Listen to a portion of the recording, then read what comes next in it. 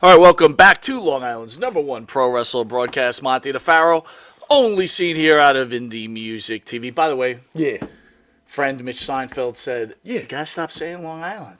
Yeah, it's the world. I just love it, though. It's the world. He says do Galaxy. Ooh. Universe? But at what point do people like, all right, enough? Yeah, you guys are, all right. I like Galaxy, though. That's people cool. were looking, by the way, Shoot for the stars. We got the icon Barry Horowitz in. Yes. But people were interested in our SummerSlam discussion. Okay. But we'll do that next week. Okay. All right. That's fine. That's fine. What do we got? What's first? It's probably not wrestling from what I see here. No, it isn't. All right. Family sues Georgia doctor after baby was decapitated during delivery. Lawsuit alleges. A family says a Georgia doctor used too much force and decapitated a woman's baby.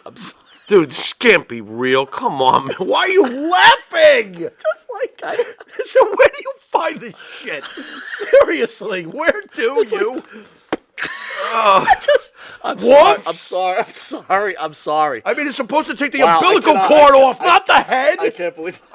What is I can't going believe I'm laughing. Oh, my God. Because this can't be Let real. me get That's through why this. you're laughing. This can't be real. A woman's baby after became stuck during delivery, according to the lawsuit filed on Wednesday. So when he put his foot on the leg and just pull until... Plaintiff, 20-year-old ridiculous? Jessica Ross, is suing Dr. Tracy St. can't be real. Julianne This can't of be. the Southern Regional Medical Center at the Hospital of Riverdale, Georgia. What'd you all do? This is horrendous. Where she went into labor with her first child in July 9th. The medical malpractice lawsuit filed a count. You're not going to make it through I just You're not like, making it through this. What happens? Like the body just comes out, the head is still inside? I would like to know, was it Dr. Howard, Dr. Fine, and Dr. Howard? Because it's possible. Oh, well, what is he pulling the head and the head comes That's off? what I'm saying. He put his foot on the inside of the leg, the thigh, and just pulled. Dude, it's like, what are you doing? Look, I can't. This is not real. Flip out This on is us. not real. It can't be. It cannot be. It can't. And if it is real, It's like, that's not real. This is not could you real. imagine a mother? Like, what? I mean, what? And then the baby, if she pulls the head Stop, off, the man. baby's still stuck. It's like, This is, what the? dude. This is now. This is getting sick. This is getting sick. All right, okay. I feel sick. I'm sorry I put this on the script. This can't be. No, you're not. Barry's already hung up. Barry's like, and relationship over. Oi. Not talking to you anymore. Woo. Way to go, Pharaoh. I mean, I can think of a few people I wish this had happened to. By the way, first, this is the but, first I mean, script that Pharaoh wrote in the last I didn't write year. this. And you look what you do. I love how he just deflects it to me. You do. I write the scripts. Yeah, you wrote this one, you jackhammer. What is this? I didn't write it. You did. I did. Yeah, sure. When in doubt, just blame the Pharaoh. Well, it's my fault with the Jets, too. We know that. 55 years of curses, it's my fault. I got it. Upcoming. It's Oh, my that was God. one of the Help me. stupidest things I've ever seen. September 15th. Upcoming show, September 15th, in studio at 6:30 p.m. The return of Manny Fernandez. Yes. September 17th, Barry's back. Barry Windham returns. How's his singing voice? That's what I want to know. Come I on, gotta Barry. check that We're out. jamming. September 29th, PN News Yes. returns into respect to his best friend, Mike Mantor. Yep. He'll be in studio coming in from Europe. We've got Duke the Dumpster Drosy also Yeah, that he's- day on he's finally with us. 7:45. Nice. Okay. And then also, not officially announced yet, Doink the Clown Ray. and TL Hopper. Okay. And somewhere in between that, I told you Ken Shamrock is in the works. I'm losing my mind. Look at Abe. Abe can't wait. And November 12th, Paul London comes in. I'm really psyched about Paul London. That's awesome. I would like to sing. I would like to You thank. like to sing? I just. What are you going to sing about? Decapitated babies? I mean, what are we doing? I would like to Alice thank. Cooper I'd did like it. to thank the band that sings the theme song for Monte the Pharaoh and Jimmy Farrell, along with his partner Bart Woohoo! Griggs. Make up the band with Wisteria Hall. Bart, man. Wisteria Hall sings such great songs. It's in my dreams. This life, not far behind. Here comes the rain. Yeah. You can find their music Yeah, on find it. Wisteria Hall YouTube page. What you do? What do you do with that? You like and subscribe, and then you switch on over to our channel. I don't know if I'm begging you after that opening monologue to like, subscribe, and please become a member anyway. Don't worry, please. Pharaoh will be punished for his script. I would be punished. That's Download great. Wisteria Hall's music on deliveries for Spotify, you. Apple Music, and Reverb Nation. If you didn't know it, you are watching the world world's #1 pro wrestling broadcast, Monte The Pharaoh. You The catch world. us on the Monte The Pharaoh YouTube page, the Facebook Live page. Yeah. Hear us on iHeartRadio, Spotify, Anchor, the Monte The Pharaoh Twitch TV page. Yes. And if you're lucky enough to live in New York, you can Lucky. see the reduced version of the great Barry It's Horowitz on abbreviated. Channel 115 every Tuesday Jesus. at 9:30 p.m. and 6 years Saturday of at this. It's 11:30 a.m. abbreviated. Channel 20 Right. Tuesday at 7 p.m. where over 150,000 people watch us weekly. Yup. I want to also Yep. thank Dark Side of the Ring, who Yeah. took the Monte The Pharaoh clip for the season finale and Right. used it on the Marty Jannetty That was pretty. thing, which was that's- pretty cool. That's pretty cool. Right? I was telling Jimmy today, it's like, you got your podcast, and we're not a podcast, right? No, we're a television show. But if you want to put us in the realm of podcasting, you've got, click this, right? Sure. Kevin Nash, Stone Yeah. Cold Steve Austin, Sure. 83 Weeks, Yeah. Ric Flair. But Yeah. then you got your second tier. And second tier is where Monte The Pharaoh is on top. So we on are top of the currently world. holding the Intercontinental title. We are currently holding. And what happens Nice. when you hold the Intercontinental title? You know what comes next? That's right. That baby. WrestleMania main event. You ain't there kidding. we go. With Sweet. great guests like Barry Horowitz and previously the Sal Carente interview. Nothing but home runs. And breaking news such as the thing I wrote at the beginning. And look, if you can't I'll take afford credit now. if you can't afford YouTube or you can't afford Facebook, Yeah. which you should be able to, but if you can't, Okay. there's an app out there, Intuitive. Right. And The- that's I even know how to spell this. Go ahead, spell it. IN2ITIVE. Intuitive. Get Network. into it. Get into it. Exactly. And what was that four-letter word that we love to mention when it comes to intuitive? What is it? It's free. There you go, Good brother. Lord. And you know why we are the world's #1 pro wrestling broadcast? Why would that be, Jimmy? Because Jim Beam said so. That's right, baby. That's really all that matters. Yeah. Intuitive Network, free documentaries, great movies, great comedy acts, music videos. All great.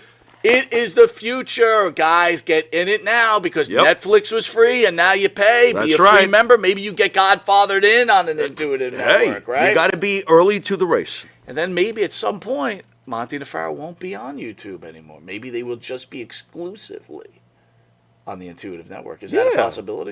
Why not? Why is that not a possibility? I mean, after I wrote that awesome intro, I mean, it's a definite. I want to quickly, before we get to wrote it. Before we get to Barry, I want to remind everybody, yesterday, the great ECW legend Todd Gordon was in house. Oh, man. That was Todd amazing. wrote a book along with Sean Oliver. Right? Yes. The great Sean The Oliver. Great Sean Oliver, yes. Todd is God. Yep. The authorized story on how I created Extreme Championship Wrestling. was Get it on Amazon fantastic. and where books are sold. I'll be reading it this weekend. Todd Gordon was fantastic yesterday. Oh, we man. followed up with the great Sal Carente. Sal was And great. boy, who's going to finish us home on a Thursday? Barry Horowitz. We shall see you in a second.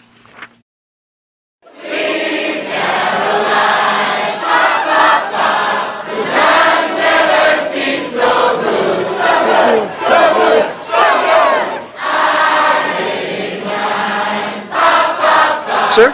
Ah. Manscaped? Uh-huh. Have you tried the new equipment that's been sent? I'm afraid because it says weed whacker. I'm scared. Maven, Manscaped. What are you thinking about Love it. Manscaped, dude? Love it. What do you use it for? Necessity. What don't I use it for? Put it this way. The only hair I have on my entire body is these eyebrows. Yeah. That you see. These caterpillars racing to the middle of my nose. That's it. That is it. That's all I have. And that's all I want. That's the So pick. Manscaped is You- a must. We were talking before the show. There's nothing worse than just hair. Yeah. Right? Hair on a woman, hair on a man. It's just bad. Absolutely. And it's the one thing that the older I get, it starts growing more in unwanted areas. Absolutely. I hate it. I'm going to ask you a question. Uh-oh. Just going to go out there. Oh, boy. Go for it. You're doing a deed. Yes. Again, I don't want you to have to admit this because we, as men, we try not to admit this. But if you're going to Oh, go I do know the deed where- on a I woman, know where would you he's rather going. have her be hairless or a little hair, racing stripe, or Racing stripe. full retro bush? Racing stripe. Retro Bush is out. Yes, thank you. Retro Bush is out. Yeah. I don't mind a small, well manicured landing strip. Every now and then, if it's completely, and I'm talking like baby's ass bald, then I start, where is that pedophilia line? I don't want to wander into that. That's Thought very of it like interesting. that. I never thought about that. You're a smart dude. Holy shit. So if the landing strip is clean enough for the plane to go in smoothly, you're cool with that? If the landing strip has, like I said, well manicured, Yeah, you can see both sides. It's not Like blinking lights on both sides of that I landing? just don't. I don't want. I don't want the shrubbery going off into unwanted areas on that as well. Gotcha. Yeah, Oh, look but- what you found. Ooh. I got to be all honest though. Hey, the older I get though, I don't think I can be as Have you ever gone down there and she slowly brings down the underwear? Then What is retro? Just, Absolutely. You're like, whoa! Wow. Yeah, I'm like 46. it pops of out? course. Do you like walk out or what do you do? No, I muster through. I muster up the courage to get He's through. a trooper. He's a trooper. Got to give him an A. Not all heroes wear capes. Yeah, There you go. I hear you. There you Listen, go. I couldn't Super say. Bush. I couldn't say. Well, if you have the same beliefs as Maven does, Manscaped could help you. Absolutely. The weed whacker. Absolutely. What are you thinking? I'm thinking that I may have to, go in a room, close the door, and hang out with the weed whacker for a little while. Yeah, I think you're a retro guy, aren't you? I like 70s adult films, if that's what you're getting at. Yeah, there you go. Yeah, But holy with that, Ron we're going to take a Jeremy, quick Batman. commercial break, and we'll be Anyway. back with this wrestling icon, Maven. We will see you in a drop kick second. Drop kick. All right, welcome back to Long Island's #1 pro wrestling And the world. broadcast. And the world's. And the world. Thank you. Jeez. Welcoming the great Barry Horowitz. What is up, Mr. H? Wait a minute, I'm not done. Oh, okay. Hold on. Barry, first I have to apologize. I have to apologize. Pharaoh hasn't written a script in a did long not- time. He's and lying. I'm Lying. very. Let me justify this whole conversation if you don't Yes. mind. Yes. Because I was listening to everything in the last 10 minutes and I have got my head, I'm ready for this interview. I've been ready for it for 3 years and 23 hours and counting. So I'm all prepped up, but now I'm even more so prepped. First of all, we need to start with Neil Diamond singing The Ultimate. I love that guy. He's an MOT. He's a great singer. I mean, just phenomenal. I mean, I just love Neil Diamond. So I had to get that out of the way right away. As far as the writing, Jimmy Farrow did not do that. I really hate putting this guy's name over, but that Mark Vince Russo probably messed up the whole thing. Well, So you know, that's why. The doctor was just trying to get ahead. I mean, Think what- about the writing of what he did, and he did it for you. And about top tier, you are top tier. And I'm not working you. You are top tier. The other so-called superstars, oh, they're good. But who takes care of Mr. Technical Barry Horowitz? Oh, Monte the Pharaoh. That's who. That's why I give him a double pat on the back. Oh, wow. Man, nothing like that. Wow. So And the bottom line is, if you want to go there, there's only two kinds of people in this world: Jewish people and people that wish they were Jewish. Oi! Yes! Oi! Yeah! I got Oi, an oi! What do you think of that? I Nice. got an oi. I got a Seinfeld. I'm changing my name. To Monty Shevitz? No, Montowitz. Montowitz? Mike Montowitz. Mike Montowitz. All right. What do you think, Barry? Has that got a good sound to it? The Montowitz? I don't know. I'm still in my mind retro Bush. It pops out? Sorry. Sorry. I'm all perplexed here. Yeah, Manscaped really liked it too. can't Yeah. laugh. This yeah. is not my right. As Brian Blair would say, too many chair shots, Barry. Oh. Barry, before we start, tell me a little bit about your family, your wife, your son. You know, it's great to know about the people behind the man. Yeah, you know, I'm glad you asked that, Monty. I'm just not too many interviewers ask about the family, and I've been happily married for 38 years. My wife is beautiful. She's hot. Met her on St. Pete Beach, where I'm from. Didn't know I was a wrestler. All she knew was I was Jack Hart for 6 months. So kind of irked her pretty good until I decided that I love her. I got to tell her that I'm Barry Horowitz, Mr. Technical.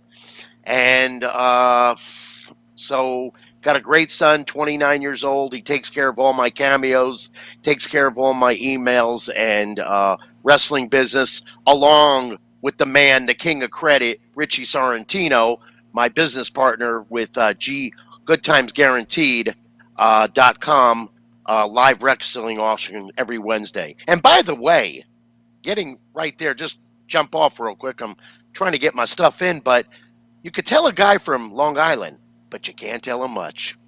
There you go. Barry, before we get going, Isban out there wants you to stand up. Can you represent the shirt that you're wearing right now? It looks like it's the great Mike Mantor. Man. Oh, yeah. I mean, I got to say, I wore this shirt I actually wore this shirt for one reason, and that's in memorial to Mike. I met him in WWF, and I have a quick story. I just saw him for the first time in over 20 years. We were signing together, and it was in Jacksonville, Florida, last June. It was good seeing him. Great guy. And I wrestled him, and I think the building is in the Catskills where they hold professional boxing to this day. I think it's called Foxwood. Correct me if I'm wrong. The venue. It's old school. I think they still run there boxing shows on ESPN. And I wrestled him there. And I told him, I prepped him about a knee lift. And normally when I grab a knee lift, how I was taught by the great Malenko and Jake Roberts, Jake the Snake, if I'm standing there, I will move your chin. I don't want to bash your face in shoot style. But if you're coming off the ropes quickly, and Terry Gordy always taught me, all you got to do is just turn that face. Okay? So I told Mike this numerous times. And I don't like to stutter step in the ring. And I'm shooting him in, call backdrop, and I said, watch the knee lift. Now, I am coming like a train derailed, like 100 miles an hour. He's full-blown bent over, and I hit him so hard because he didn't turn his face. He actually did one of those cartoon roll over, feet go behind him, and land on the middle ropes. And then he's got that loopy look like Woody Woodpecker. And I said, are you all right? I felt so bad. He was out of it a little bit. And, of course, I talked to him later on.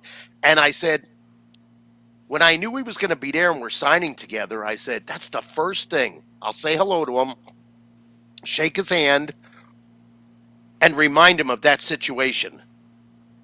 But it backfired on me. As soon as I should, hey, Mike, how you doing? He goes, how about that knee lift? Right and I said, oh, my God. I said I was thinking the same thing. And I told him how much I liked his shirt. And he gave me a shirt, and I gave him one of my pictures and I think one of my lapel pins. And, and then when I found out, I think this only happened a few months ago, if I'm not mistaken, his passing. I was flabbergasted. I mean, I said, oh, my God, I just saw this guy. It was just like an eerie deja vu feeling. But anytime I like the guy, I thought his gimmick was cool. It's gone too soon. And he was younger than me. And, I just, I don't know. I felt bad about the whole situation. Yeah, and I really sad. don't know what actually happened. I don't know if it was, I think he had some health issues, because when I was talking with him, I'm pretty sure he mentioned things. He didn't elaborate on the subject, and I didn't push for it either. So. Yeah, it was very sad. He had a show on our channel, and he had even come down here literally days before he passed away suddenly. He had done a show with us right here in the studio. So, and he was such a good soul. Awful. I don't know his family, but I send my condolences, my family, to his friends, everybody that knows him. I don't have one bad word to say about him, and in my book, that's pretty good. Yeah, in the wrestling business, he was one of the good ones. He really was. He was really one of the good ones. That's well said, well put. Oh, now, Barry, batten down the hatches. We're going to play you a video. There's a rapper. Now, I don't even know anything about this. I'm looking at this for the first time. We are going to play a video from a rapper named Action Bronson that did a rap called Barry Horowitz. Let's get your take on this after we roll the footage. Okay. Oh. Well, first of all, he's singing Silent Night, so let's readjust. It's Barry Horowitz rap. I pat myself on the back, don't fake the funk on it. What the? We can't play the whole video, dude. We'll get he'll get copyrighted. mad. Yeah, he'll get mad. Yeah. We need more. We need more Barry Horowitz time and less Action Bronson time. That wannabe. Oh, okay. So this irks yeah. you? I'm gonna play. I'll play hardball with you because any other interview, I kayfabe it. I don't want to put nobody over, but you came out with it bluntly, and I could tell you the whole darn thing. Let's go. Hit it. Okay. Basically, they were searching for me. Allegedly, some guy that works in a radio station in New York City, allegedly. I don't know that for positively. Hey, Okay. Barry, blah, blah, blah, Action Bronson, he's got a song about you, it's got a video. He would love to, I think they wanted me to come out. Okay, the show was in, I think it was in Miami. It wasn't that far from where I live. Okay, so anyway, they wanted me to just come out, which was a great idea. Maybe put him in a headlock or something or this nature. He's a big fan of mine, which, first of all, there was no permission asked. There was no nothing. And they spot picked with me. They think I'm an under-tier worker or I'm not a superstar or this or that. Believe me, and I could bank on this one. If I was under contract with Vince, even in a subdue contract, or if I was on a contract, let's just say of John Cena's situation, Vince's lawyers and Vince would own that whole company. As far as I know, it was the company out of Detroit, owned by Slim Shady, and I like Eminem. I'm pretty sure, allegedly, they would have owned it overnight. I mean, he's got money, but Vince is a billionaire. Right. Okay, so it wasn't that case. So basically, he says to me, yeah, come on down here. Now, this is like, let's just say 3 or 4 hour drive. Okay, this is great. Come out there. And I said, what is the financial gain in this situation? And the guy goes, we got hot dogs and popcorn.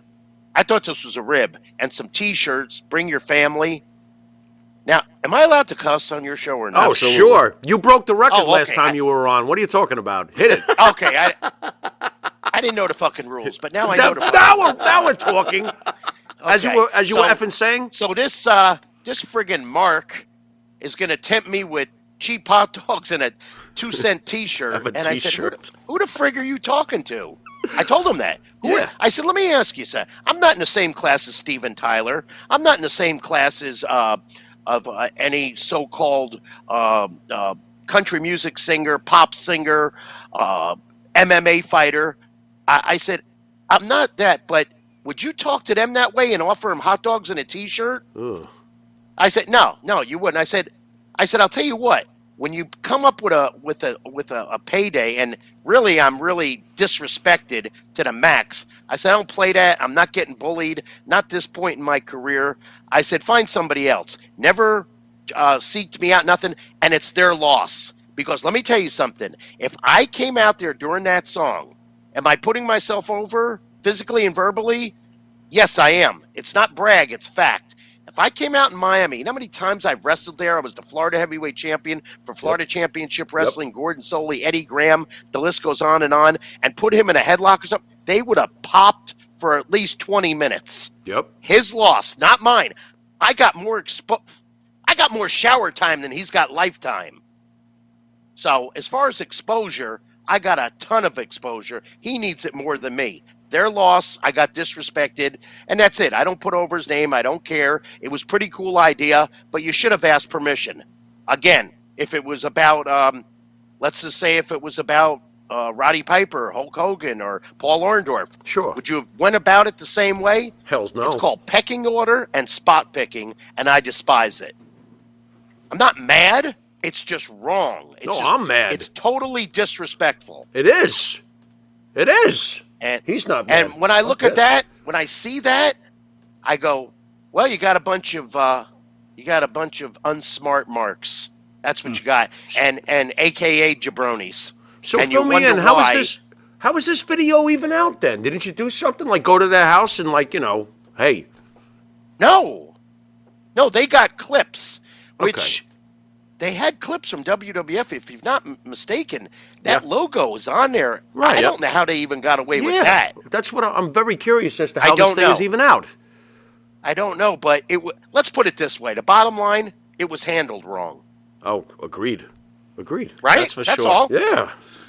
I Barry. can't see you guys when you bring me in or we're doing this interview doing flim flam stuff, jabroni stuff. It's flim flam. And this is the difference between professional wrestling and being on YouTube and pay-per-views than being a carny or a backwood wrestler or backwoods, Right. backyard, whatever you want to call it. There's a big difference. There is. There's good and there's great. Yep. It's the way you perceive it and personify it. Agreed. Barry, you've been a pretty busy man as of late, right? You made an appearance on AEW. You made an appearance on Impact. Yeah. How was it like being back in front of the fans in that capacity? It was great. It was appreciated. It was respectful. You know what perplexes me the most is, and nothing against Impact or New Jersey Pro, which I went 30 minutes against Joey Janela in Rahway, New Jersey in Nice. a hardcore match. Nice. Never had one in my life. Haven't been in a ring in over 10 years, and I pulled it off. I don't know how I did it, except for the toaster that hit me in the back and opened me up. And you got to understand, that day started at 3:30 in the morning, flight delay, got there.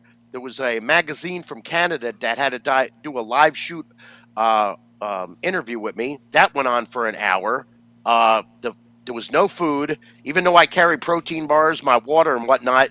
Then you're standing around. And I'll never forget standing around because a lot of times, well, every time you do TV for any group, you're stand around. I mean, you got to be there at noon or 1. I may not go in the ring till 8 o'clock that night. Mm-hmm. So you got to stay mobile. You got to move. You got to, your joints, everything locks up. So, but what I don't get is these companies, let's just say they have a little bit less money.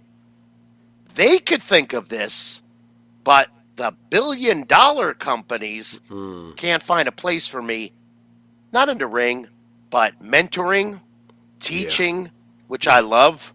And then I'm seeing some of the people, I won't mention names, that are teaching and coaching. Mm-hmm. Guess what? I need to coach them, and they can't lace my boots. Not all of them, but I'm just calling it like it is. Is this jealousy or nothing? This is called legitimate bitching. There's a difference. Right. If I never trained, if I never went nowhere in this business, if I haven't been in this business since 81, worked for Vince Sr., if I haven't been all over the world, worked for great promoters like Jerry Jarrett and Otto Wantz, Vince McMahon, and the list goes on and on.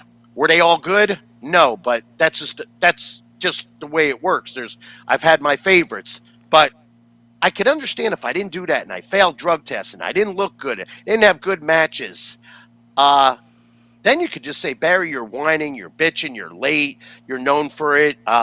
We know who does this in this business. I'm not going to point them out or knock them because some of these guys I really like, they just can't get their act together. So that's I really don't get it. But I'm staying busy. I mean, Pro Wrestling Tees has been good to me. Cameo, phenomenal. And then my meet and greets and my seminars. And then occasionally, if the price is right, I do get in the ring, and I will be wrestling in some tags this year. And I was just inducted actually a week ago into the New England Pro Wrestling Hall of Fame. Awesome. That's funny. They could induct me, but the so-called big ones, they'd rather induct, let's see, Chris Rock, the guy with the hair club. Drew Carey. Drew Carey. Let me get this one right. Sunny, like in Sunny Day. It's pretty cloudy nowadays in that sunny day, but yeah. That's intriguing that you could do that. Once again, just a slap in the face and being disrespectful. I don't sell it. I'm not putting it over. I never have in this business. It gets you nowhere. It's legitimate What for? bitching, my friend. That's legitimate bitching, for sure. Yeah, exactly. It is. So that's all. I mean, you guys brought it up. Yeah. I wasn't going to talk about any of that, but I'm going to also speak up and defend myself and stuff. Yeah. That's how I look at it. And why, as far as the teaching and my personality and my lifestyle, I was trained by the fucking best in the world. Oh, yeah. The great Malenkos. We'll put an S there. Mm-hmm. Father, son, and the ultimate Karl Gotch and Karl von Stronheim. Wow. Oh, God. Tell me if you can get better than that. No. Amazing. You cannot. And that's guess what? legit, too. Why you got Barry on a roll and he's getting all heated and flustered, in my eyes, there's a good amount of technical pro wrestlers. I say I'm in the top 50. Agreed.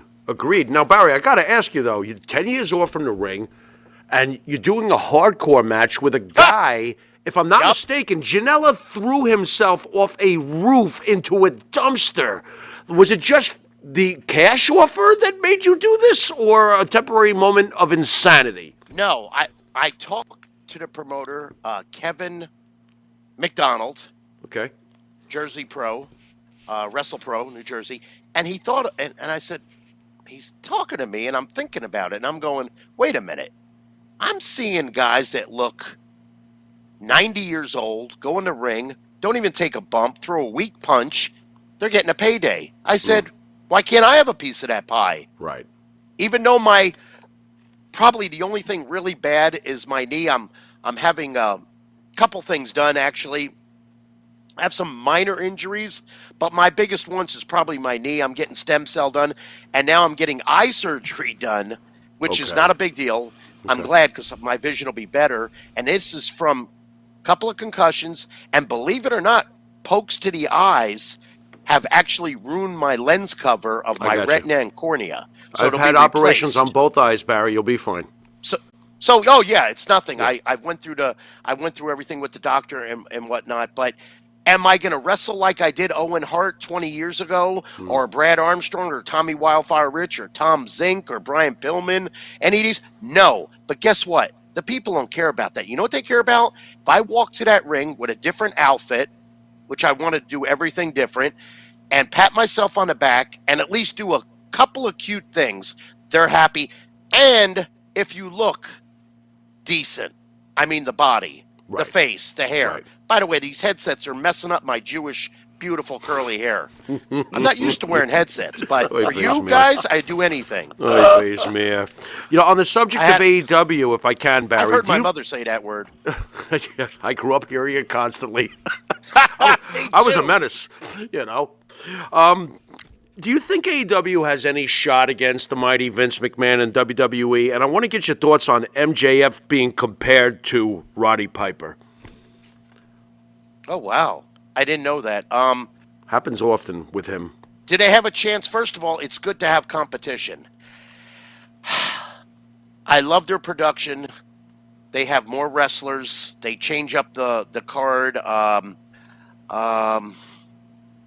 It's hard to say. As far as MJF goes, I like his style. I like he represents MOT, of course. I think he wrote my monologue or speech for that thing that I did last year in AEW. And as far as that, I don't know how to put it, that glamour look, like when you watch the Oscars or you watch the Super Bowl, right, or you watch the CMA Awards, you know shit's going down. This is the ultimate. And if you watch their pay-per-view, WWE, and you watch the Raw and you watch the SmackDown, that's the feeling I get. You're right. It's before, okay, this is a wrestling, it's a TV show.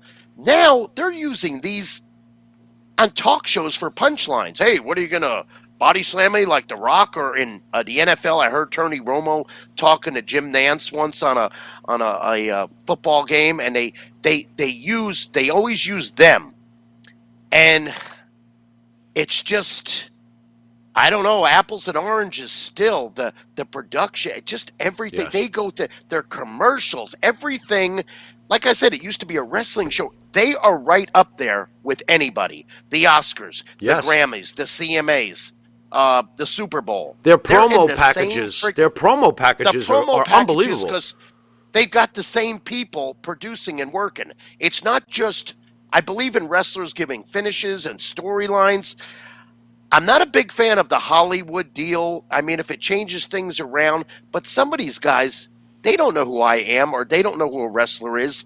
So they only know how to write, a finish for, I don't know, a Jack Nicholson movie or a Michael Myers movie, something of that nature. Wrestling's a different animal, but we'll see how that plays out. But again, when you see these guys, when you see their show and the production, that's the key word. I mean, everything. The mic. By the way, have you ever seen almost everybody getting pissed off and dropping the mic? Back 20 years ago, if I dropped the mic, you got in big trouble. Yeah, they you were broke it. expensive. Yep, You got to pay for it. Now, Yeah. you could break those mics every night. You could tear apart that set every night. Yep. But they're drawing money. And look at the houses at Raws and Smack. I mean, it's phenomenal. It I is. wish I was a part of it. I wish. I mean, I don't have to be a worker. I just wish to add some flavor to the stew, if you will, with something. And I think I have the know-how. I think I have the capability, the mechanics. It's like I'm a carpenter with a full tool chest of tools, and I'm not allowed to build this house that's in front of me, the frame that's in front of me. Barry, why do you I'm think not it allowed is? to build it. Why do you think it is that they don't reach out to you? Are you just too uncompromisingly truthful or something for them? What's the deal, do you think? I heard this from a friend of a friend. They sent me the audio. I guess maybe last year, Jim Cornette. Somebody said, "What's up with Barry Horowitz?" This is what he said. You could look it up. He basically said, in a nutshell, I can't, not verbatim, but he said, Barry's he's the total deal. He says, he works out, he works hard, he's never failed a drug test, he's never late, and there's other guys like me too. Sure. I think my gimmick and my style was unique over other people. And never been, caused of TRTs or in performance-enhancing drugs. Nothing like that. Maybe I'm too nice, too good. I don't know. And I hate to say this, but it's disrespectful but I would say it anyway. Do I need a tryout? You want to try me out? Because I know someone. And I'm going to tell you what, I thought it changed. It's still a big clique, and they hire their friends, and they fire their friends, and they bring them in. This is how I would do it, like a football team. How many times you watch football, and let's say the new season, hey, who's the new offensive coordinator for the Patriots or the Buccaneers? I never heard of this guy. Yeah, well, they show his rank. Well, he was the quarterback's coach for the Cowboys. He graduated from FSU. He was the assistant coach there. They go by ability. Right. Not who you know, who you blow, any of that crap. It's ability. And that's why I'm probably putting top 3 or number 1, my favorite promoter, Otto Wanz from Austria. This man called me every year or two. Barry, could you come to Austria? I said, Otto, I would love to. I've heard all about you. I can't. I'm under contract. Until about the 3rd or 4th year. And then I said yes. This man, all he cared about, I guess he found out my MO, my wrestling ability, how I look, what this and that, my accountability, my show up, not being late, not failing drug tests through the grapevine. It's easy to find. And puts me, first of all, there were rounds there, which was really weird. And takes me in his own car to press conferences, takes me to the airport, and puts me in the main event against Franz Schumann, which is very comparable to Bret Hart. His look, his outfits, his style. He had an accent and puts me over. Let me tell you something. Wow. Those, you couldn't hear nothing. And I beat him with the octopus, Anoki's finish, tap him out. There was no riot. There was no nothing. It was like being in the Tokyo Dome when, you know how they just clap? Yes. They don't do like the Americans Yes. do. I heard nothing. They were completely stunned. And what got it over? My ability. This guy could wrestle. He's just not chopping meat, clothesline, poking the eyes, tell the people, get lost, stuff like that. I was using ring psychology. I was the ultimate heel against the ultimate babyface. And that's why they didn't say nothing. That's why they believed it. That's why they swallowed it, because they said, I mean, this is the closest thing to a shoot. That's why. And when you're that type of worker, you could pull that off. And what does that mean? You want to be a good worker or a great worker? I want to be a great worker. And you were. Well, speaking of that, Barry, we're talking about AEW, and we brought up MJF. Do you think MJF is a good enough worker that he could work for the WWF or WWE? Yeah, I'm just going by their MO, the size. He looks good. He's in shape. I have no problem with that, but they do. They like monsters. Although there's not a ton of monsters in NXT. True. This is true. A prime example is Cody. I think Cody and I are about, I don't know, I've never met Cody. I only know his dad, and I know Dustin. He looks like he trains hard. He's natural. I don't know. We may be the same body weight. I'm about 220 to 225, 6 foot. But Cody's promos, top 5. Oh, yeah. They are up there with The Rock, Ric Flair. They are, here's the cool part. They don't sound contrived. They sound intelligent and articulate. They do. And shoot, I love the way he presents himself, the suits, his look, his work. I mean, he's kind of the total package for real. And let me tell you something. I got to elaborate on this. And I'm not trying to get a job or see, I'm a different kind of wrestler or one of the boys, whatever you want to call it. I put over people that counts. If they're beneath me, above me, whatever. And then some people I don't mention because I friggin' despise them and I'm not going to say nothing. Okay, but I'm going to call it like it is. Cody did this thing, I guess a couple of years ago in a cage. First of all, he climbed that cage and it was high. Like he was climbing the top rope of the squared circle. I mean, he was up there lightning. And he's doing a reverse moonsault, which you've seen it done by thousands of people, Kurt Angle and whatnot, all the Japanese and Lucha Libre. That's a long way down, number 1. No pausing. And his opponent was, I'm trying to think, that guy that, MJF, he was his bodyguard. Wardlow. Thank you. Because You're welcome. when I went to AEW, I did a heel promo against Wardlow. One was scripted and one was ad-libbed. Let me tell you something. You're laying there. I've laid there from splashes from One Man Gang, Bam Bam Bigelow, and the most best Jimmy Snuka. It's scary. Yeah. It's scary. It's gotta be. But Cody is coming from a height that is ungodly, climbs it like in 2 seconds, cuts a backwards moonsault and lands it perfect. Now, he's got to be a little bit nervous going down. I mean, you miss, you could die. Yeah. And so could Wardlow.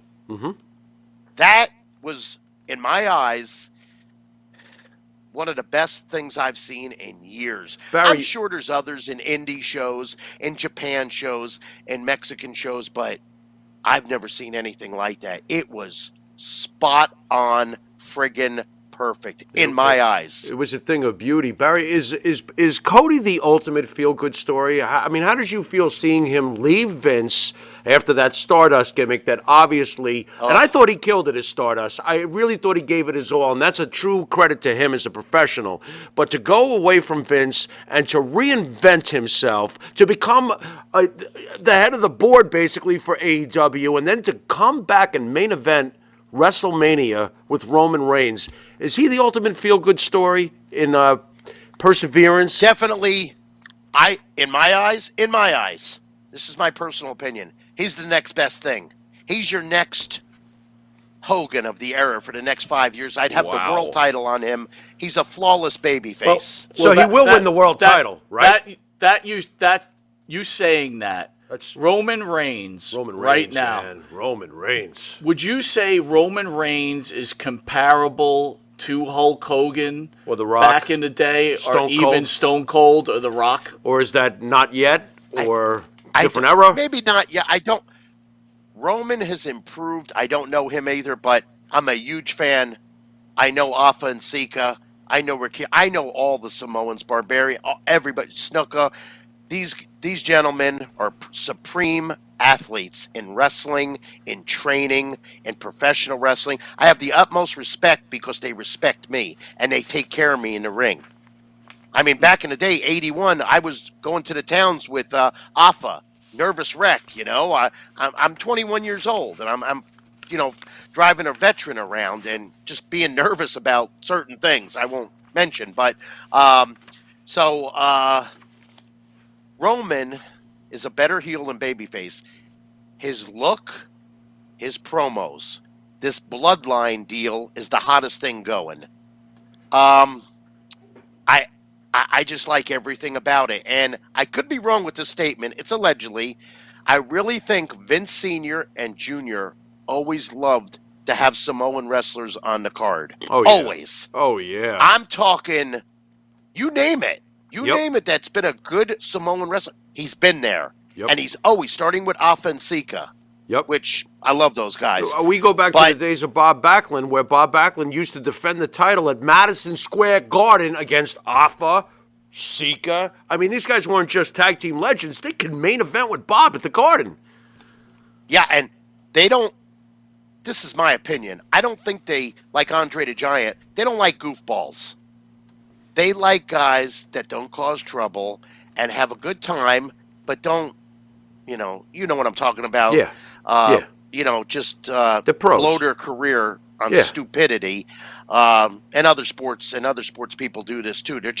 They're not thinking. Foot and mouth disease and just not thinking. Too much too soon is a big problem. Too much too soon. Remember that. Mm-hmm. And creates the Ed. So, Roman, his look, his solidness, as far as his moves and so forth, I like everything about it. His promos, his attire, he keeps everything spot on. I like it. I like it a lot, and obviously it's working because this run has been going on for a long time. Years at this point, years. And I think his storytelling in the ring, I think, is underrated. He tells a great story. Without a doubt. Without a doubt. This is a guy that was in the same group as Moxley and Rollins. Seth Rollins. The Shield. These guys were just kind of a gimmick little thing that WCWs did it too, where they put the helmets on the nightsticks. Just kind of a little gimmick that turned into he's the world champion. It's great. It's incredible how all three of them have and I think it was there anyway, maybe in the wrong booking or the wrong push. You know how many guys have been ixnayed from the WWF, WWE, whatever you want to call it, that went on to bigger and better? Bottom line is you shouldn't have got rid of them, or you should have packaged them properly. Mm-hmm. And you know how to repackage, because I've seen people get repackaged and repackaged. Right. It's not going to hurt as long as your work is solid and you do things right. Right. Agreed. Barry, just Tuesday was the finale at Dark Side of the Ring, The World According to Marty Jannetty. How was your relationship with Marty Jannetty? Okay. Very, Sure, very Barry. good. Very good. Here's the deal with Marty. We were total opposites, and he knew it. I never drove with Marty. I've wrestled him in tags. I've wrestled him in singles. Marty back in the day was in better shape. His wrestling ability was technical. It was fast. His promos were decent. His work was solid. I've never, if he ribbed, it was politely. It's just, I call it just joking. It wasn't ribs like Mr. Fuji or the Bulldogs, which was just idiotic in my eyes. Grow up, guys. Come on now. But he came up to me, and I'm trying to remember when this was. Let's just say, argument's sake, 2 or 3 years ago at a meet and greet. Now, I don't know if he was drinking or not, maybe just a little bit. I don't know, but he was more coherent. And he came right up to me really close, and he says, Barry, and I've never had this said to me, not in this nature. He says, I just want to thank you for the matches that we had, that how you made me look and how you took over when I was completely obliviated in my mind.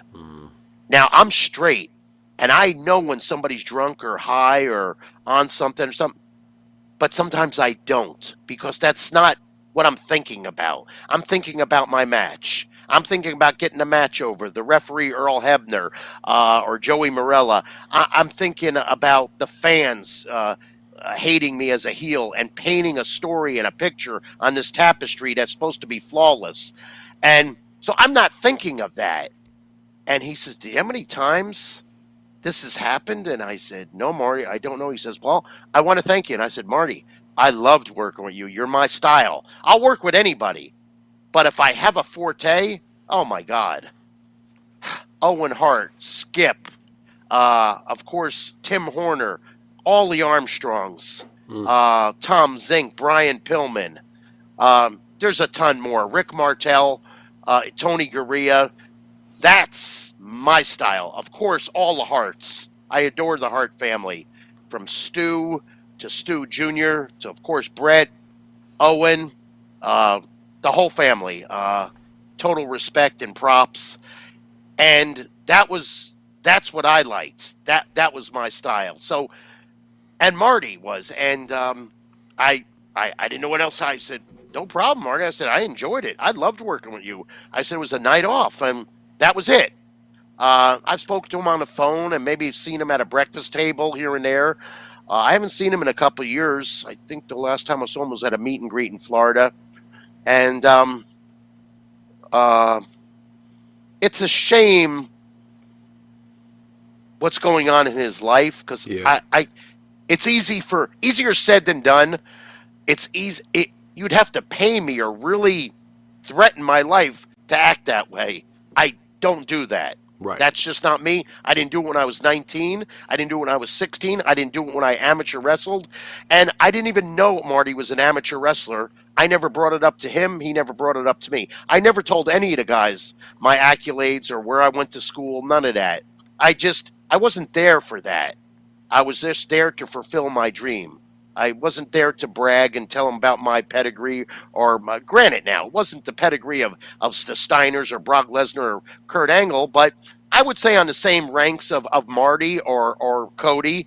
I was a state champion and a good high school wrestler. I got my ass kicked at FSU. It was just, it was brutal, but I had a chance to turn pro, and I think I made the right decision. It was either that or go into the service, the Marine Corps, because I really thought my mindset was what they wanted.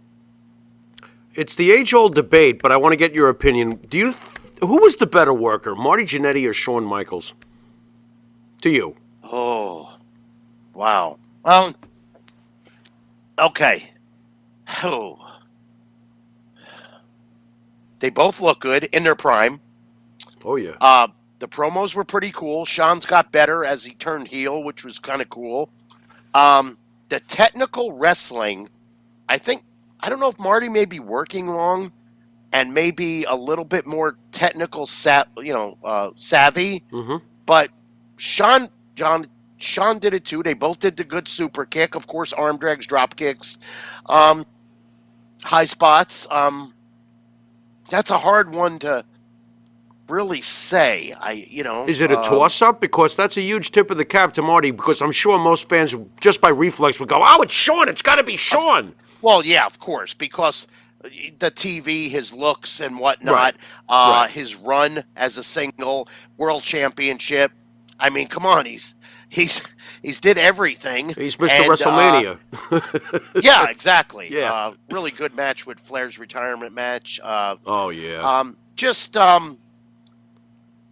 I really don't know. I would have to watch a bunch of stuff and be like this, but they're both really good. Yeah, I mean, the fact that you're struggling over it, I think, says it all. It makes you well, answer. here's the deal.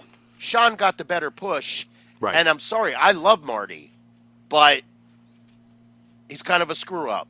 Well, And I've told him that. I Yeah. said, Marty, I said, I've got nothing against you. I said, but yeah, I'm not going to preach to this guy and tell him to go to rehab and do this and do. These guys they're set in their ways at that age. Yeah. I think he respected me as an athlete and whatnot and stuff, but I just don't. Maybe the wrong road, the wrong choices in life. But as far as if I had a list, and it was, which I do have lists, by the way, I'm known for it, A, B, and C. We can go there some other time. You don't want to be on that A list. But I don't even consider Marty on the C list, which is, I consider the source. He's just, he's never bothered me, never hurt me in the ring. His priorities and scruples and accountability are out of order, and I don't think he doesn't care. I don't know if it's from childhood upbringing. I don't know any of that. Some of that stuff, I did watch that, and I'm not a big fan of that show. The only thing I like about the show is Chris Jericho. He's always treated me good. I respect his ability. If I'm not mistaken, he was trained by the Hearts. Brought up in Canada, which there's a lot of great wrestlers. I mean, when it comes to Canada, I mean, Shania Twain, Tim Hortons Donuts, the hockey team, and the Hart family. Right. That's how Right. I look at it. Yeah. And I love wrestling there. I'm very pro Canada because they appreciate good, and I emphasize Good. wrestling. And by the way, I am a professional wrestler. Absolutely, an icon. Yes, sir. Barry, I want to bring you back to Florida when you wrestled as Jack Hart and you worked for the Mike Graham, I think basically the Graham family. More legends. Yep. Oh, I want you to share your thoughts on Mike Graham and his untimely demise. wow. First of all, I idolized Mike Graham growing up, and Jack Briscoe, Bob Orton Jr., Don Morocco. Not in that order. And of course Eddie Graham. All greatly acclaimed workers and shooters. I have never seen a babyface that patient with a heel than Mike Graham. He put me over in his hometown at the University of Tampa for the Florida heavyweight title. And the only people that won that was maybe Brian Blair, Steve Kern, and Barry Horowitz, and they lived there. The rest of the people really didn't come from there. Jack Briscoe won the Florida title, then became the NWA World Heavyweight Champion. Mm-hmm. I mean, here I am. I'm watching this show, and my dreams are coming true, and I'm nobody. I'm nobody's son. I'm not a promoter's friend. I really think my hard work and doing what I'm told. I mean, it's and if you can't get it done that way, I give up, because if you're doing the opposite, that's why you're not getting that push. Sometimes it's very chaotic and weird, and I'm sure it is in other walks of life as far as football, soccer, basketball, Hollywood. But Mike Graham, unbelievable patience in the ring, great worker. Just I couldn't get over it. Now, I've been with patient guys in the ring. Brad Armstrong, Tommy Wildfire Rich. Let me get Pillman. These guys I'm mentioning, Tim Horner, trusted me, never said a word, because they were taught old school, the heel leads this story, and they trusted me. I mean, when I mean not a word, I think I worked Tommy Rich in one match. I don't know if it was TV, WCW. I don't remember. He didn't say nothing. And I mean, not even hello. Nothing. Wasn't angry or nothing. Just trusted me. And I'm pretty sure Tom Zink was the same way. Brad Armstrong, Scott Armstrong, Tim Horner maybe talked a little bit. There's nothing wrong with that. I don't mind that. I mean, but yes, and Eddie Graham he was good. The plus my feather in my cap was they liked all amateur wrestlers. It was pretty cool. So that kind of helped me and my accountability and working hard. But I loved it. I mean, that's what I grew up on. Gordon Soley, Dusty, everybody that's been anybody, Rocky Johnson, they all been through there. Yep. They've all been through championship wrestling to Florida, and to this day, it's still known. And I was a part of that, of the later part, Stretcher Jack Hart, Florida heavyweight champion. I mean, I'm proud of that. I mean, it's part of my upbringing, and then I get to be in my dream. That doesn't normally happen. Oh no. And it's great too. And I never Florida took it for granted. Yep. Florida Championship Wrestling, and back in the early days of our fandom, I used to run to that UHF channel and pray for good reception so I could see Gordon and the rest of those legends. It was the greatest.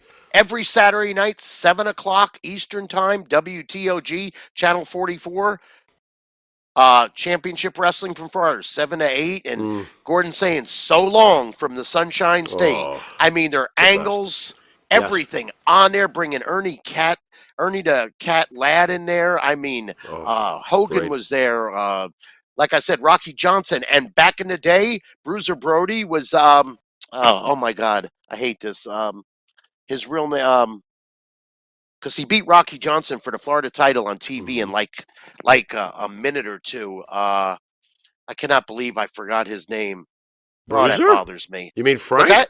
Frank Brody? Frank the Hammer Goodish. Thank you Goodish. very much. There you go. Right. Frank the Hammer Goodish. Wow. So that's before he was Bruiser Brody. So Correct. And man, he obliterated Rocky Johnson. He destroyed him. Who in the hell is this? But that was the booking. Monster? That's the way they wanted it. I give props to anybody who does that. It's called business. I've said this many times. It's not like I don't give a crap about my career or where I'm at, but if you're fulfilling your dream and you go, well, I just don't want to get beat, I'll go somewhere else. Well, most of these guys quit and they get a regular job, or they don't look the part, the attire, they're not trying hard enough. They're not trying to define and refine their craft. And I've watched so many films and so much, I just always constantly, and some of these guys, they just, I care, but if you're going to tell them that you're going to get a bad reputation and you're going to work in Japan or whatever, or these indie groups. So not everybody could be a superstar. So if you're worried about the angular shooting or the win-loss record, you got a contract, you're doing well, you were not going to make, you're not going to do any better. And who knows how many times I went to that gorilla position? Sorry, your match has been canceled, this, that. Did I get angry? Did I put it over? No, I just got paid for putting boots on and baby oil and remembering my match, fulfilling my dream. Yeah. So, Barry, speaking of bad reputations, the last time you were in, we discussed a lot of the Ultimate Warrior's deficiencies as a person and as a worker.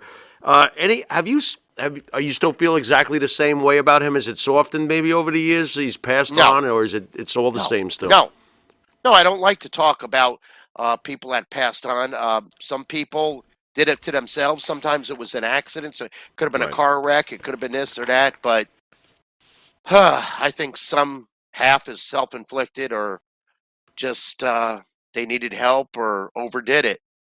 I mean, no, I don't. I'm not going to. He's got a family and stuff, and if they see this and stuff, I just don't care for him. They don't know how he treated me or other people. Right. And you know what I like is when he was on top and the other guys he was main event and they were semi. So probably back in the day, they're not saying nothing. Maybe in the car or the hotel room or where other people can't hear. Ask them today on a podcast, the ones that'll tell it like it is. I think Brett would tell it like it is. I think a lot of people would tell it like it is, and most of them, as far as I know, are burying him Yeah. verbally. Well, Yeah. speaking of someone else, you worked with Chris Candido, and we discussed Yep. Sonny earlier. What was Sonny like back while you were working back then? Were you embarrassed for Candido? What was that situation like? A tad, just a tad. I just saw a young girl that was new in the wrestling business and a little immature. So when she said stupid things, because I was probably 5 years older, 6 years older, I didn't put it over. It was irrelevant to me. What I cared about it is my relationship with Skip, ultimate dance partner. Never, he was a mirror of me. Never a problem. Worked his ass off. Good technical wrestler. Oh, yeah. Trained his ass off in the gym. Funny. I've had fun with him. I've never had an ill word of anything with him. That SummerSlam match in Pittsburgh at the Igloo, a.k.a. the Pittsburgh Civic Arena, a.k.a. where they filmed Sudden Impact with Van Dam. Yeah. After that match, I did not take my trunks off or my boots for 1 hour. I was on a natural high from that match. I couldn't stop talking about it to Skip. He couldn't stop talking about it to me. I didn't take off my stuff for an hour. That's I great. was ready to go back there again and pull another 20 minutes with him. Nice. That's I know having you- fun. Yeah. Well, that's what it's That's all loving about. your craft. That's it's a beautiful thing. I know you worked with Yeah. this gentleman before, Dutch Mantell. Oh, Dutch. Uh-huh. Yosemite Sam. Here's my question. Here's my question Yeah. to you. Dutch Mantell Dutch Mantell knows everything about wrestling, but he Yeah. also knows everything about like Building building rocket- rocket yeah. ships, curing cancer. Complicated Like you ask calculus. Dutch Mantell something, he'll give you an answer. Yeah, yeah. Why is Dutch Mantell so respected in the pro wrestling industry when he didn't draw a dime in his entire career? Explain that to me. Tornations. Ooh. Well, first of all, no matter what I think of Dutch, he thought of Jack the Heart losing gimmick. I got to give him props where props Okay. are due. Okay. Do I agree with everything he says? No. I do like him. I don't agree on certain things, business-wise. Now that I'm older, excuse me, and I can speak up. But as far as I know, I've never been around. Like, he was in different promotions, Memphis and TNA and stuff, and he was in charge of storylines and stuff. So some of them were pretty good, and you got to give props where it's. I got to give props to that, and I've heard more good than bad than like, oh, that was Dutch's stupid idea or something. I've never heard anything like that, but yeah, that's it as far as that goes. Well, yeah. why do you think he doesn't shave that mustache? Yeah. I think he thinks it's cool. I think he don't own a razor, and I think Right. he's lazy. Yeah. Yeah. All right. So Barry, obviously own we're a huge fans. razor. of yours. And he owes me trans since '96. Well, here's another thing. He doesn't like us, so And his back is hairy. yeah. Anyway, Oh, holy George Steele, Batman. all right, you got to help me with this one now. Barry, you got to help me with this one. You've been on a ton of shoot interviews, right? Everybody loves everything you got to say. You're incredible. There's one podcast out there, and you got to explain this to me. You're not going Oh, to. boy. I want to understand the logistics behind it. It's the dear. kid from England, right? That kid James dear. from England. James, I love James. That's good. Oh, but I have a few dear. questions. I really do. What time in the morning do you have to shoot with him, like for that interview? Okay.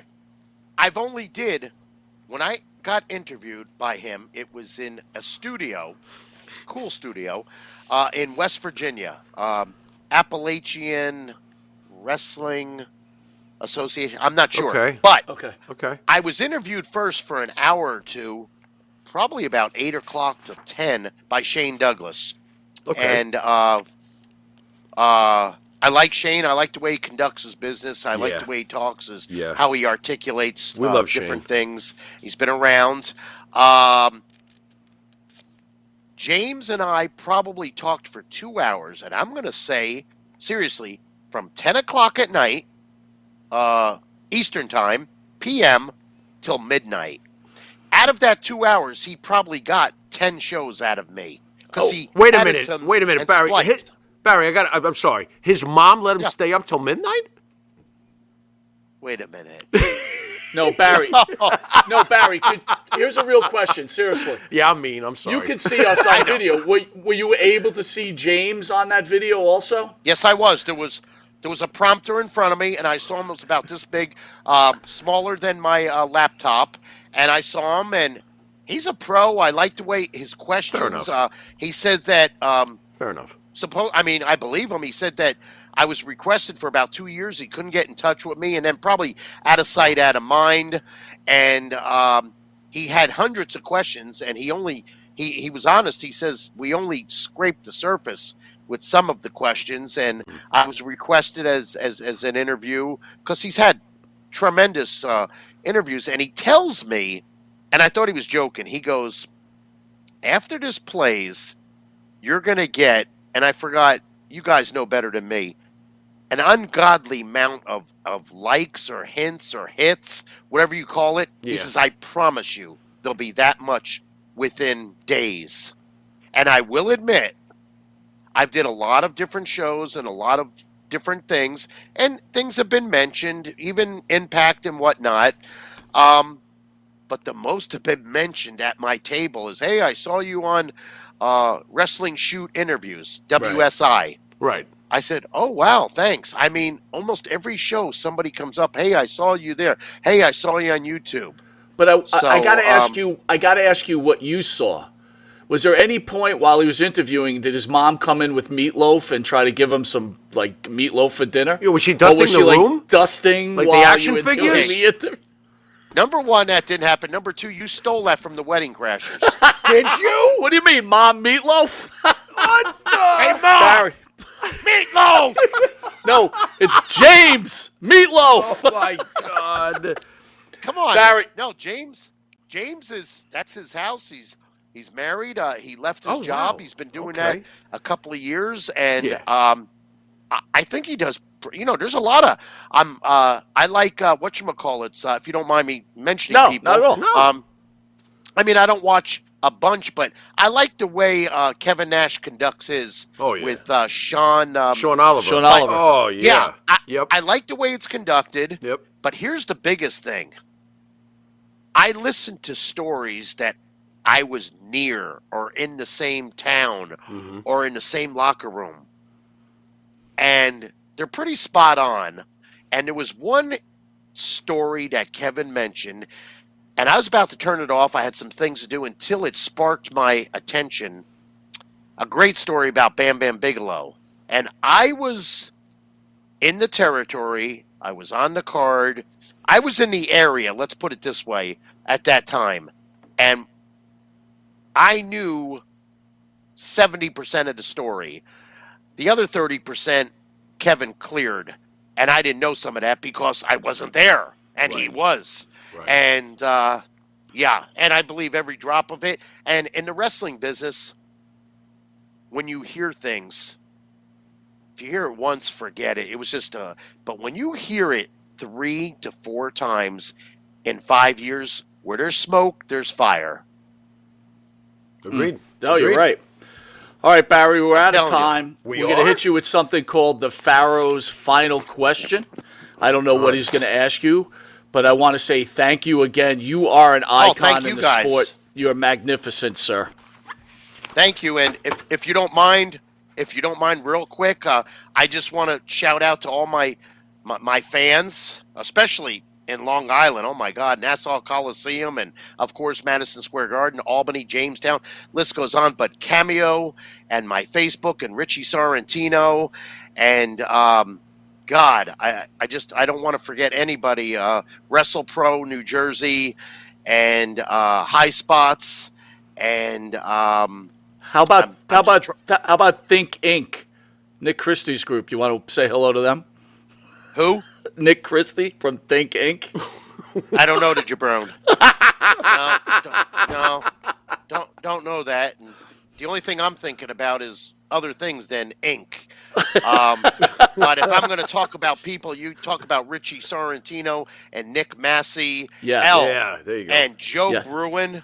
Yes. Joe Bruin from New England Pro Wrestling. Hey, there's a pro.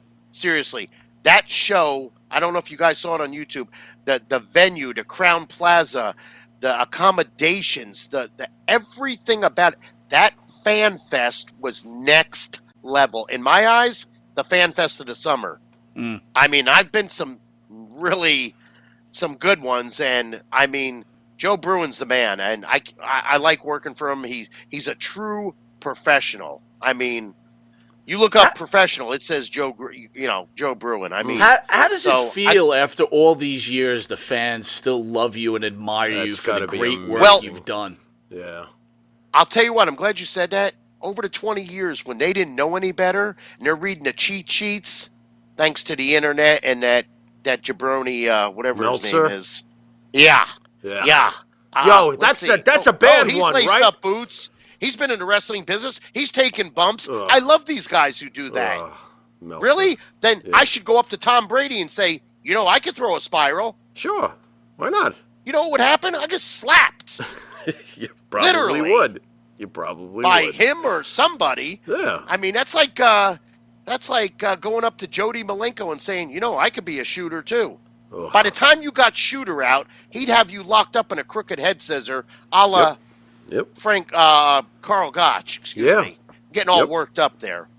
But Agreed. anyway, where were we? Jesus. We're on the Pharaoh's me in a- final question, Mr. H. You got me in a turmoil. I just wanted to thank all those people that have been good to me, seriously, and that have did for me and my fans. But getting back, the fans didn't know anything because of what I told you about the cheat sheets and what now. Now you've got the smart marks, and they come up to me at my table, and they're not BSing me. There's no reason to, okay? And they say what's on their mind, and they actually, all of them, they finally got it. They got a clue about this business. Not to the extent of me or somebody of Flair's nature or of Bret Hart or any of these veterans, but they got a clue.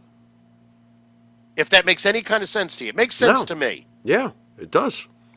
It's All right, kind of let's- like you, Jimmy. It's like you, Jimmy. You got a clue, like writing this show. There you go, Jim. Yeah, what an opening that was. By the way, huh? I just got word by one of our sponsors. They put They're the baby's canceling head us back? for the monologue. They so put the there you go. baby's head back on. What's the issue? This is unbelievable. Unbelievable. That's a work, by the way, Hey, that quit story. ripping my ear off over there. Anyway, Barry, let's get to the final question here, okay? I've been thinking I'm about ready. this during the interview, so let's give it a shot. Vince McMahon calls you in to headquarters in Stamford, Connecticut, okay? And he looks at you. Well, Barry, it's good to see you. I'm thinking about bringing you in. Tell me why I should bring you in. As a trainer. What do you say to okay. Vince McMahon? If Vince McMahon says to you, I've been considering you for a job here, sell yourself to Vince. Well, first of all, I would shoot with him a little bit. I think he would appreciate it. I'd go, finally, I've been waiting for this opportunity, Vince. Yeah, I said, you don't have to worry about me. You know I'm going to be on time. You know I'm going to try to get your production over. Not me. Whatever you want done, I'm going to do it to my fullest extent as far as training, as far as everything, the technical aspect, not just grabbing a headlock, one tackle, get it again, how to get in the ring, how to conduct yourself as a pro in the ring and out of the ring, and how to get a match over. So I would be a different type of coach. And as far as I'm concerned, if you have you ever see a good movie? It's got 5 producers. They're basically all assistants until you got the top dog there, which would be Vince. And I would just add some flavor to the mixture, and if I don't, get rid of me. But give me a friggin' chance. I've made some of your stars that couldn't work look like they could work, and I know the famous answer is, well, that's your job, Barry. Yes, it is, but I've also seen you take care of different guys when they got hurt or they were sick and didn't even come close to me or been in the business as long as you know me. I mean, I know him since 81. You would think something. Not even a little bit. I don't know.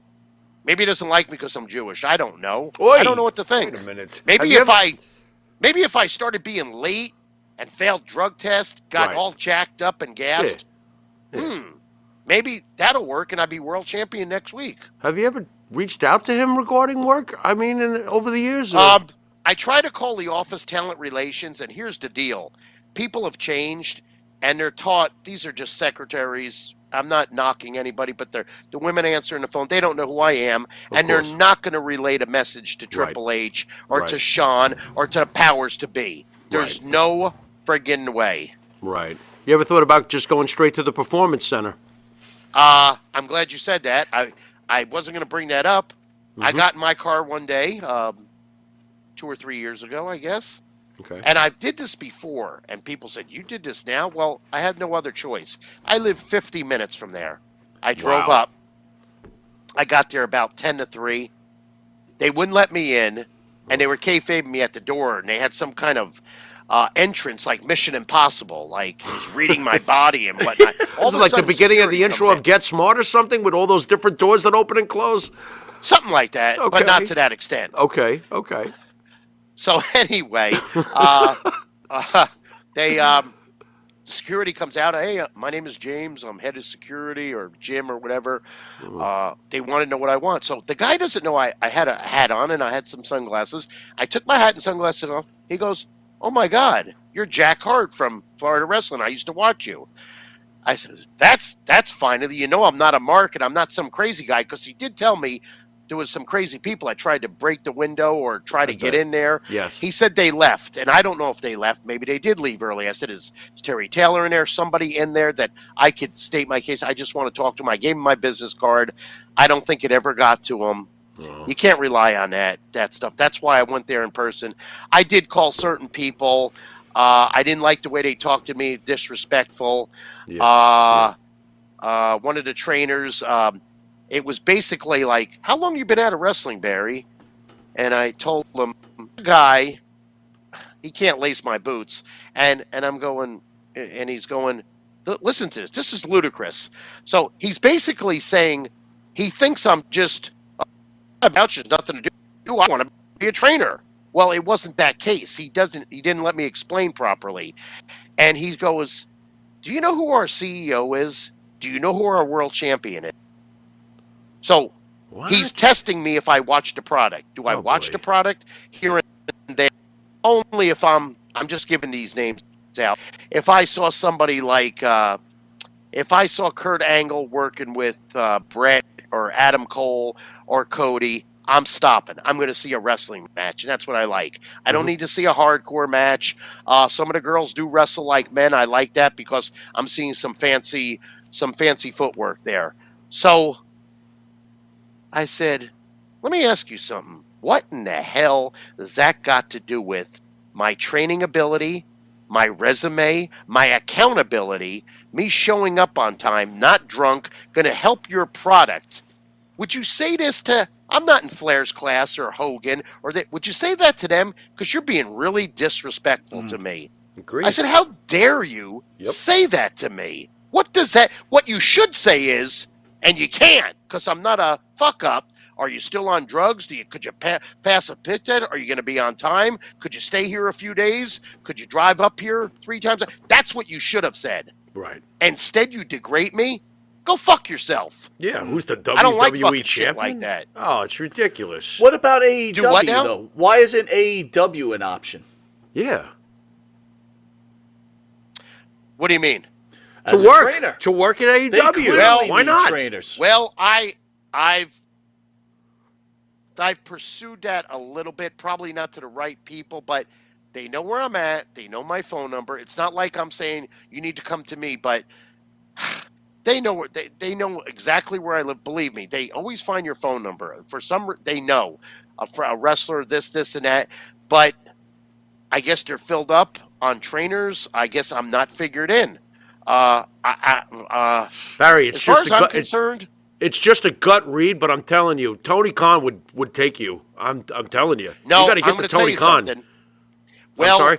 I walked in the room where I was going to the interview room, and he was going over a match, ideas, placing a match. Him and the little guy, the sunglasses, blonde hair. Little guy. He was a manager, and now they made him a worker. He sticks his hands in his pockets. Orange Cassidy. Yeah. Yep. Okay. So those two, it looked like Orange Cassidy had something to do with the finish. They were going over it, and I didn't want to say, "Hey, Mr. Khan, I'm Barry Horowitz. I'm glad I'm here. I'm glad to work for you." I would have been thrilled. Not ass kiss, but just it's called professionalism, and Right. and I'm happy. It's your company, Right. and he was busy, and then when he wasn't busy, he's in his office. I didn't get a chance, and then I get busy, and then the thing happens, and then TV starts, and he's running around doing this. He's at the gorilla position, but he did look at me, and the look was unconcerned. Like it was like, "Oh, you're just a hired hand or something. You're just here." That's the feeling I got. Again, I find it disrespectful. Also, Okay. Barry, I get being it. the wrestler that you are, now that you brought it up, does Orange Cassidy and that style piss you off? Dude, he's got his hands in his pockets. I understand he's athletic, but come on, Barry, help us out here. Why does this really repel us? well, first of all, he's different. You could That's get away with it to a point. Yeah. I would have left him at the manager, and they went from manager to a top spot to a championship to a belt. I can't. I don't know about that. As far as the pockets and all that, that's incredible. As far as his moves, he's improved with suplexes and high Sure. spots. Sure. His look, he's not a huge guy, but to some degree you can get away with that. I don't know how far you want to do that, but it's like a good menu at a restaurant. There's a lot of variety on their show. Not everybody is huge. There's only probably a handful of guys that are jacked looking, in my eyes. And by the way, rest, Barry, could we work don't hard. want to put you on the spot. We know that you're still active and there's great Sure. possibilities. Sure. So we do apologize for that. I'm not under contract. There's no stooges here. I don't give a shit. I'm just Excellent. you should respect me for that. I'm not, I mean, Yeah. not you, but everybody. And in this business, if you say something, it's wrong. If I don't say nothing, it's wrong. It's pecking order, spot picking. You're going to take my spot. If I'm somebody else, you're allowed to say it. If you're not somebody, you know what? I don't have time for those pissing contests. I don't respect it. They don't respect me. Excellent. And they didn't train the way I did. If I had my way, everybody would be brought up in Tokyo, Japan, and you do jobs for 1 year. You break down the ring. You wash baba or whatever. You pay your dues. Yep. And you'll learn when you come back to the States how to respect this business. Yep. I watched And once Jay again, White I never Switchblade followed through. do that. I never followed through with the win-loss record. If you're concerned about that, give Vince your notice. Go to talk to Dana White. Get a tryout with Brock when he cleans your clock in 10 seconds. You'll beg for that position back on SmackDown. So get a friggin' clue. All right, let's end it with this. The top 4 greatest pro wrestlers in history and the top 4 greatest enhancement talent wrestlers in history. Wow. Oh, Christ. Yeah, right? You're on the spot, big guy. Christ is not on this list. He's obviously, somewhere else. Let's stick with wrestlers, please. Oi. You realize you're getting into past my bedtime. You realize you're getting into my... Wait a minute, I missed wait the a New minute. Jersey, no, wait a minute. I missed the Orange County Housewives. Let me think what else. Jersey Shore's on tonight too. You're missing Jersey Shore. I'm missing my gourmet yogurt right now. All right, hold on. But you Hold guys, on, that's Barry. the priority. Barry, you I can come help first. that. I can help with that. Just give me 1 second. What? Barry. You can't do the English Can you do it? accent. So, Barry, I have to go now. My mom's coming in to make me some meatloaf and Cocoa. dust the fridge, but it's been just ducky, and I'll see you next Ducky. time. Well, could you ask him Oh the my question? God. So What's it the stays up? question? Oh, Poor Barry, James. could you list for us, please, your 4 greatest Sure. professional wrestlers, and then your 4 greatest talent enhancements? Okay. You're I'll welcome. go with my favorite. I'm going with Don Morocco. I'm going with Bob Orton Jr. Ooh. Nice. Ooh. Wow. 2 others. Kurt Angle. Nice. Oh, man. This list. That's number 3. Yeah. Number 4. Oh, boy. Do we get a Hart or a Graham in there? What do we do How there? about a Hogan? Yeah, I was thinking of Hart and Grams and Jack Briscoe. Yeah. Nice. Okay. So I'm giving you those. All right. As far enhancement. Well, I know who number 1 is. We're talking to him, but that's a whole nother story. Yeah, I really think I do. I think I'm number 1. You are. Yeah, you are. I mean, There's nothing wrong with that. I'm going by different things that I do, and what they did with me, which was really cool, and I think I deserve it. But great. why don't you throw 3 other people at me that because I don't want to knock All right, anybody let or me- think I'm better than them. Can I but- help? Okay. Johnny Rods. Johnny Go ahead. Rods. Johnny Rods. Oh my God, yes, Johnny Rods, Jose Estrada. Thank you. That was next. Nice. Phenomenal. That was next. Jose Estrada. Phenomenal. Okay. Phenomenal. How about quick draw Rick McGraw? Looked really good. Good baby face. Mhm. I don't remember a lot of his matches. I saw him in Florida. I was Okay. up there when they made the North Carolina connection. The Carolina connection, him and Steve Travis. Nice. How about Frank Williams, who I considered a jobbing legend? He got smacked in the. Come on. What? I Look, understand his he's hand is not up. technical. All right, I got one Well, for you I'm because sorry, Pharaoh I can't thought- follow the show material. What? I Big- wrote the opening. Big Ron. I like Frankie. Frank was awesome. He just had that. I like Frankie, but He tried. He the tried look really from, hard. The look from the neck down. Yeah, it was a that baked good. potato with a Kinda mustache. I got you.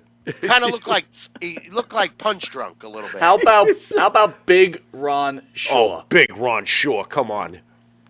I liked Ron Shaw. He was Yeah, very there we good back in go. the day, and he was an impressive individual. Yes. Oh yeah.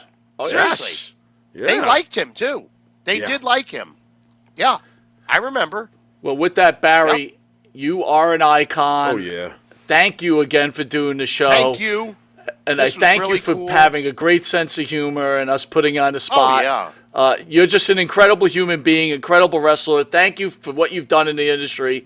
And I think Jimmy and me both feel that if the WWE or AEW was smart, they would bring you in to help train their personnel. If. I would love to. I mean, it's a great financial gain, but it's a great thing that I would teach the Malenko way. That's what I call it. It's not my way. It's the Malenko way, and a smidgen of my way too, because I didn't copy everything. I like to take a little bit from here, a little bit from there. So you don't want to be an exact.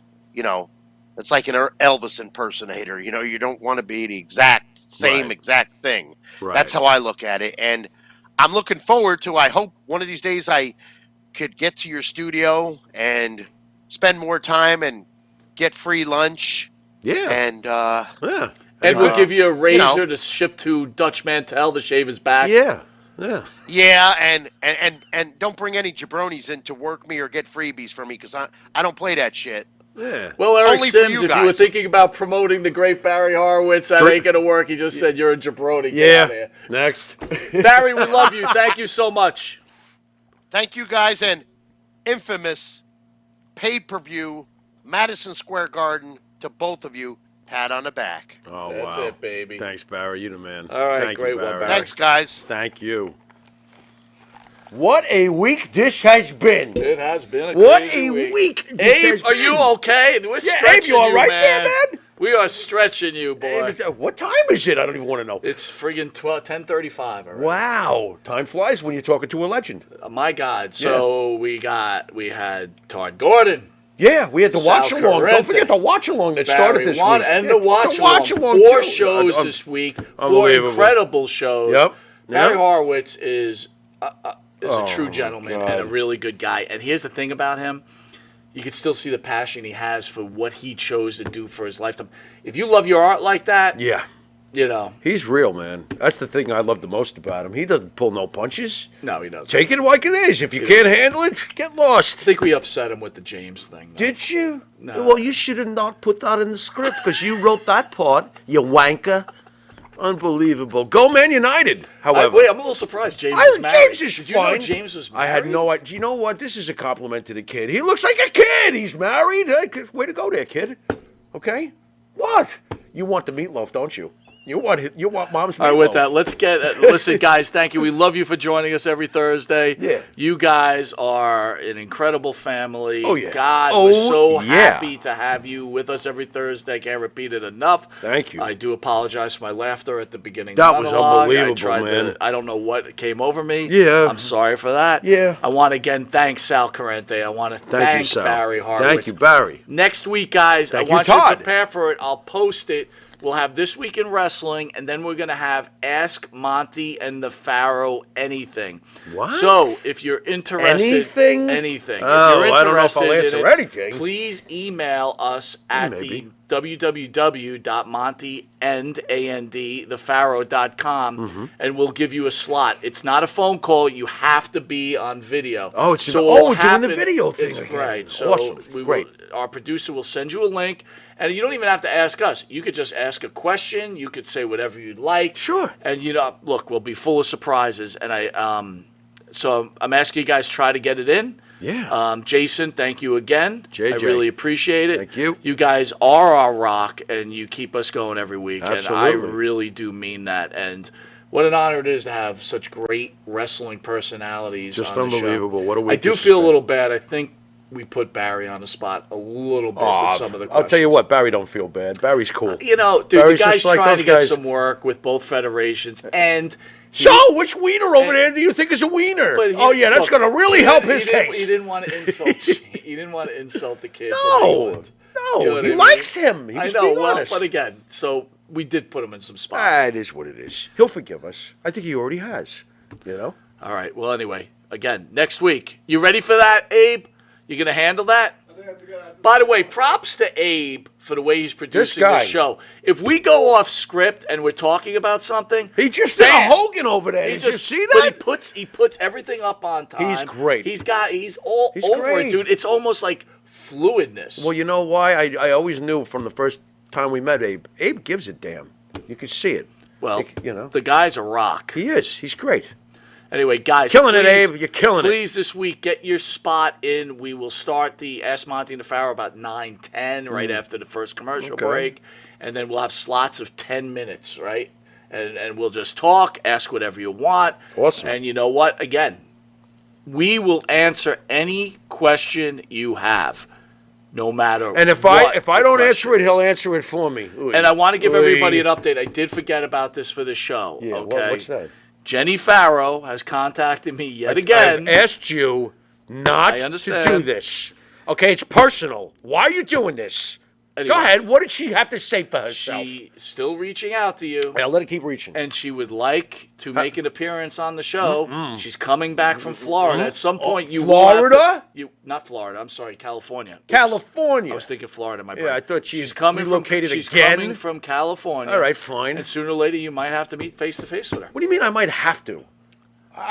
We'll discuss it. All right, fine. Anyway, we love you Right. guys. Pharaoh, send us out. You've been watching Monte and the Pharaoh, and until next week, on behalf of Mr. Monte, to all our fans out there, I'd like to give you all a pat on the back. Very nice. Later.